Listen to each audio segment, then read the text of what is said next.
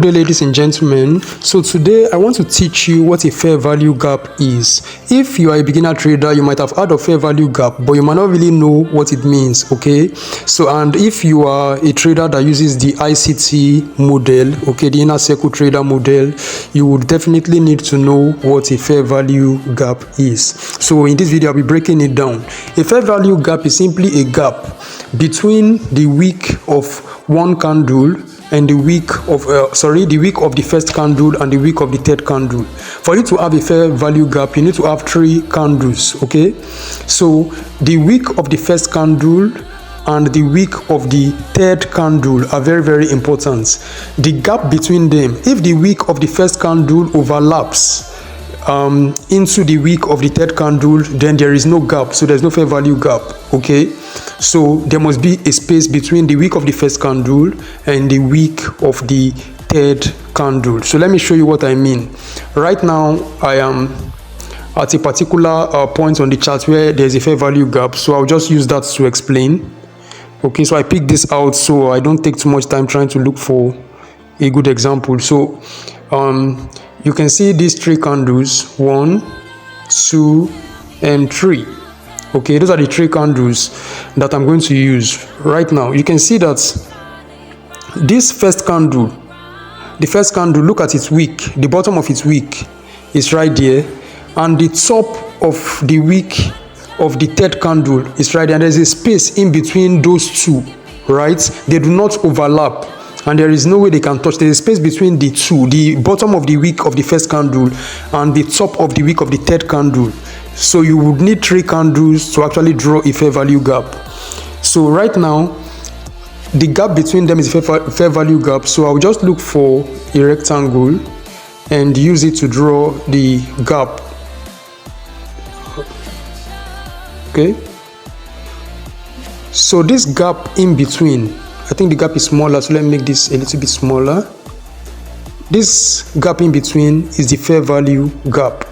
Okay, you can see that gap right there. So that's the fair value gap. So the significance of a fair value gap, let me put it right here. Okay, the significance of a fair value gap is that it attracts price. Okay, so the ideology is that price will always come back into the fair value gap and then move in the opposite direction. So if price is coming back from the bottom, it will still shoot back downwards, and if price is approaching fair value gap from the top, it will shoot back upwards. You can see what's happened. Price approached the fair value gap from the bottom, you see, and then it did what? It's shot back downwards. So the idea is, once you draw your fair value gap, you wait for price to come back into the fair value gap and then show you signs of moving down. You enter your trade for the downwards direction. You understand?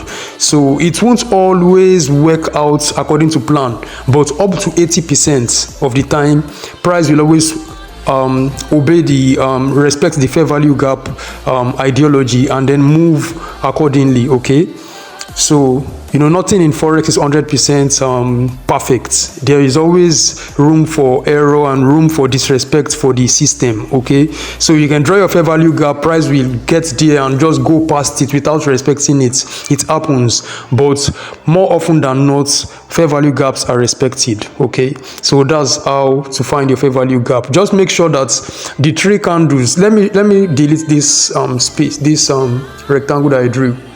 Okay, why didn't I choose this candle, and this candle? Very simple.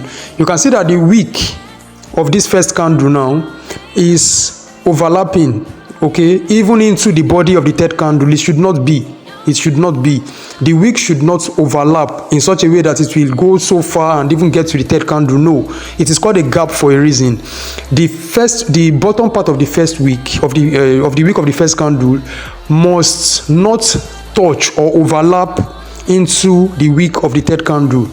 Okay, so that's why it is called a fair value gap. There must be a gap between those 2 wicks. Okay, so this is a good example. Let me look for another example. Let me look for another example. Good. This is another fair value gap right here. this under fair value gap right here, you can see this candle, and this third candle. Okay, the three of them form a fair value gap. How did they form a fair value gap? You can see that the bottom of this wick did not overlap with the top of this third candle's wick. Okay, the bottom of the first candle's wick did not overlap the top. It does not touch or overlap the top of the third candle wick, so there is a space. Okay, I think I should use horizontal lines to show the space instead of drawing that box. Let me use horizontal lines to show the space.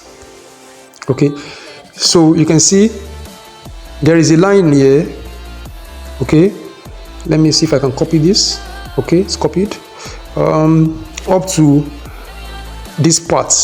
So this first line right here is serving to show a mark for the bottom part of the wick of the first candle. Then this one is going to be for the top part of the wick of the third candle. Now this gap in between is what we call the fair value gap. I hope it is clear. I'm trying my best to explain it very well. So this gap is like a magnet for price. Price will always want to come back into this gap and then move in the opposite direction. So let's see if something like that happened. You can see that there is this wick which tapped into that gap. Can you see this wick? Good. The wick tapped into the gap and then price moved back down again. Okay, you can see that price moved down. Price moved down after tapping into that gap. So once price comes into the gap and you see that it is now moving down, it shows that it wants to respect it. You can enter, place your stop loss above the fair value gap, and then you know, take your profits when the price moves down. All right, you can't really know exactly where how far the price is going to move down, but you can just take partials along the way, or you can look to the left and see if there is any reasonable structure where you can take your profits. If I were to enter at this fair value gap, I'll take my profit somewhere around here. I need an horizontal line.